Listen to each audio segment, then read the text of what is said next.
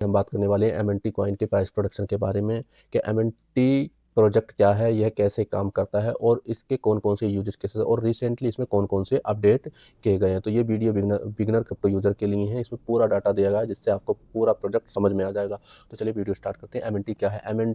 Mental एक Ethereum layer 2 का scaling network है जिसे इथेरियम को तेज, सस्ता और मॉड्यूलर तरीके से स्केल करने के लिए बनाया गया है। उद्देश्य की बात करें, इथेरियम पर ट्रांजैक्शन को सस्ते और तेज बनाना और नए DeFi decentralise application use cases को सपोर्ट करना है। टोकन रोल की बात करें, एमएनटी टोकन का उपयोग गैस फीस, गवर्नेंस, डाउ और इकोसिस्टम इंसेंटिव के लिए होता है।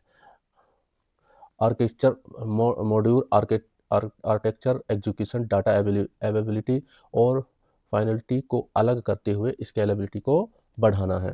अब बात करते हैं यह प्रोजेक्ट कैसे काम करता है। Layer 2 scaling, Ethereum main network के ऊपर मेंटल नेटवर्क होता है जो ट्रांजैक्शन को अलग से प्रोसेस करके इथेरियम को सिक्योर रखता है। मॉड्यूल आर्किटेक्चर की बात करें तो ट्रांजैक्शन एग्जीक्यूशन, सेटलमेंट और डाटा अवेलेबिलिटी अलग अलग मॉड्यूल्स में होता है जिससे परफॉर्मेंस और अपग्रेड आसान होता है।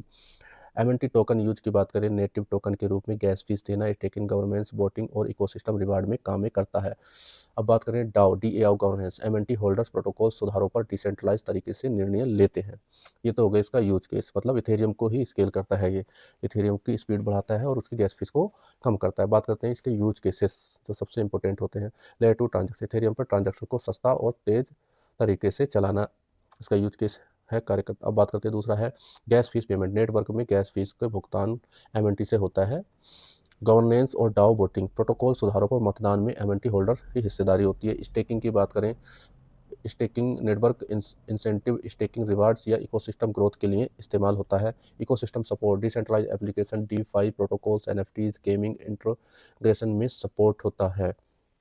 अब बात करते हैं रिसेंटली जो इसमें अपडेट किए गए हैं। बिटडाओ माइग्रेशन, बिटडाओ का एमएनटी पर 1.1 माइग्रेशन अनाउंसमेंट आया है जिससे इकोसिस्टम ग्रोथ की उम्मीद बढ़ी है। ये रिसेंटली अपडेट है इसमें। और एक्सचेंज लिस्टिंग की बात करें, एयर ड्रॉप्स, बिटमार्ट जैसे एक्सचेंज पर एमएनटी रिलेटेड एयर ड्रॉप और इवेंट्स हुए हैं। इसका मतलब इसकी टीम एक्टिव है, डेवलपर्स एक्टिव है। लेयर 2 की बात करें, एडोप्शन, मेंटल नेटवर्क विकास जारी रख रहा है। इस मॉडर्न स्टॉक के साथ इथेरियम इकोसिस्टम में इंटीग्रेशन बढ़ रही है।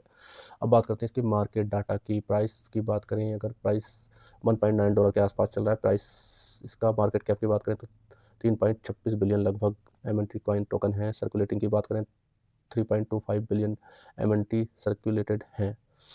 टोटल मैक्सिमम सप्लाई की अगर बात करें तो 6.2 बिलियन एमएनटी है, मतलब 50% सप्लाई इसकी आई है। ऑल टाइम हाई की बात करें 2.85 इसका ऑल टाइम हाई है।